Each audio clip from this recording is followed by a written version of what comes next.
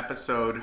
In this episode, I'd like to talk about the rent collection issue, including the law that was passed last year, which allows pre-litigation collection of rents. And what we have here is basically a two-track process, okay?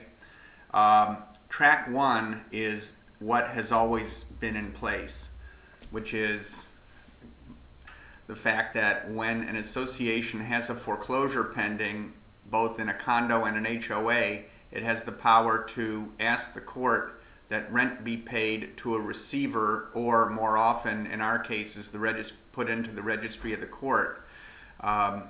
And what I wanted to do is clarify what happens when and what the steps are, because there's some confusion about that.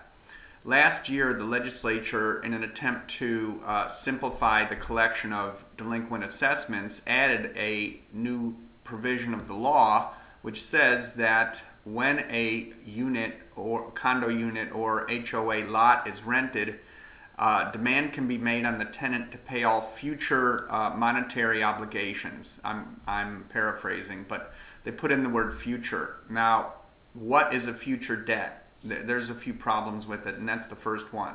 Is a future debt mean or monetary obligation mean only those assessments coming due after the date of the demand?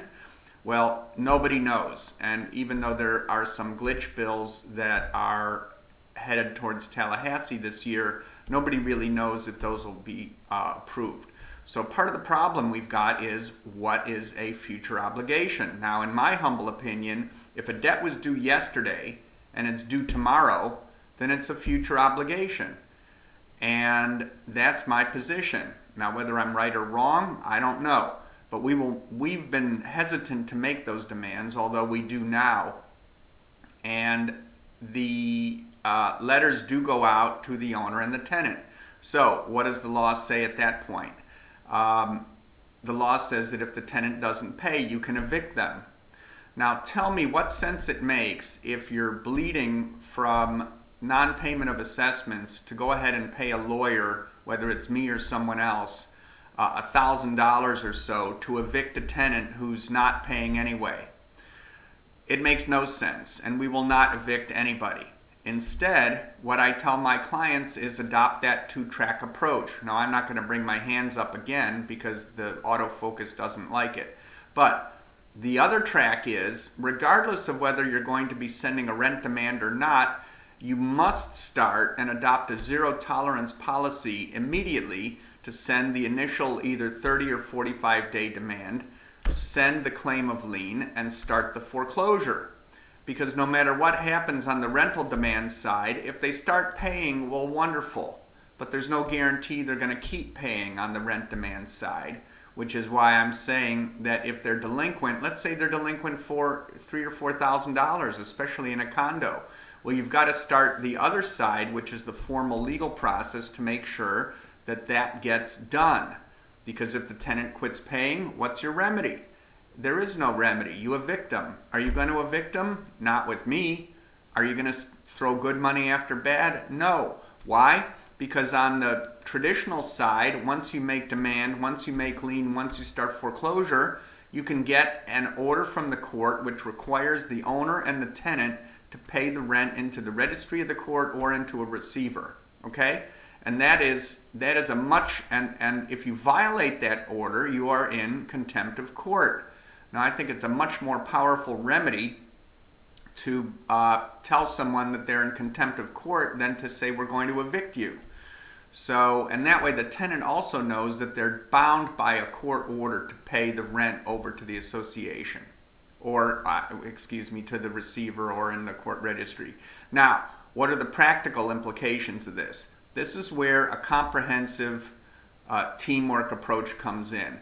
Whenever we start a foreclosure, we name an unknown tenant. In fact, prior to that, we ask all of our clients to tell us, is the property rented? If so, who's in there? Very few of those requests come back with any names in there. So we always name unknown tenant, and when the process server goes to the unit, a couple things can happen. Number one is, knocks on the door, and someone answers, and he says, who are you? Or she says, who are you? And the person in there says, well, I'm Susie Smith. Well, are you a tenant? Yes. Or they lie or whatever. But the point is, at that point, we know who the unknown tenant is. Because we know it's not the owner, because the owner is named as a defendant in the lawsuit. So we know there's someone in there, and we can move ahead if they're a tenant and go ahead and ask for ask that the court enter an order demanding that the rents be paid. But that's not always how it works. It might happen that at the beginning, when we're authorized, the unit's empty. Or the unit's empty when the process server gets there. So it comes back what's called a non-served, which means the unit's empty. And then if the day after or the week after or the month after the foreclosure starts, someone moves in, we don't know that.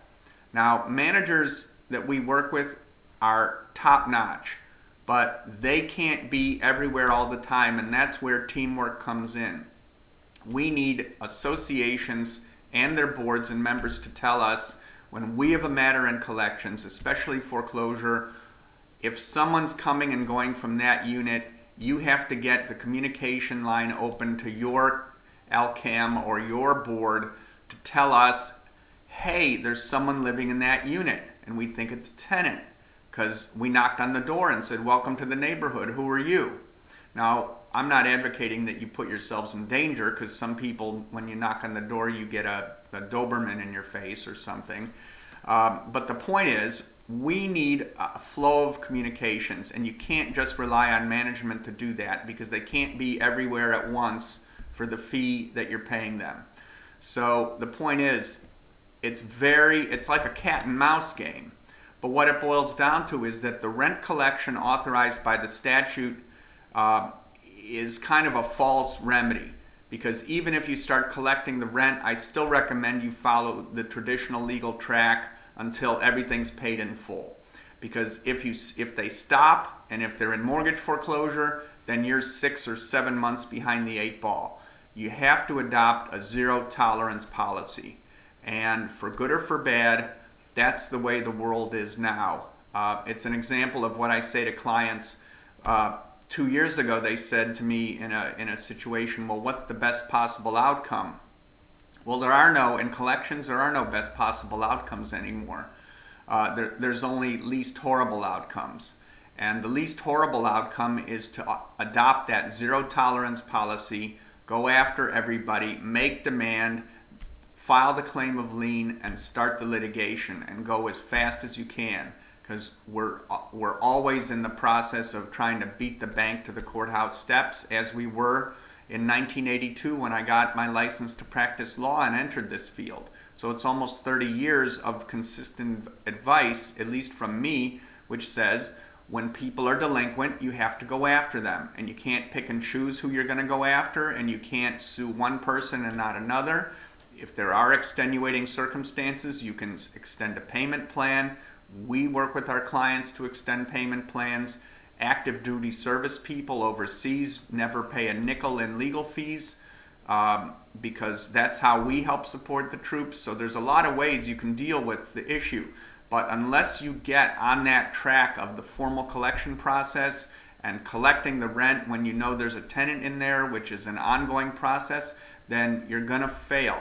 So my recommendation is, sure, try the pre-litigation demand, but don't do it at the expense of doing nothing on the formal legal side, because you'll always end up behind the 8 ball. And eventually we're going to get in front of this instead of always playing catch up. But we need your help. Management needs your help. You need to keep an eye on the units, and let's collect your monies, and let's do it in a fair and humane and rational way.